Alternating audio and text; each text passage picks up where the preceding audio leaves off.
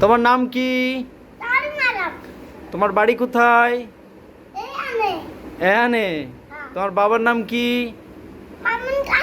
তোমার দাদার নাম কি? তোমাদের বাড়ি কোথায়? এখানে। না, তোমার বাড়ি তো খুলনা বাবা। এটা তোমার বাসা। তোমার গ্রাম কোথায়? ডাকঘর কোথায়?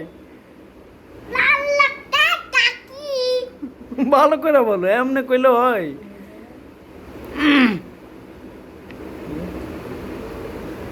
ভালো করে কইতে পারো না?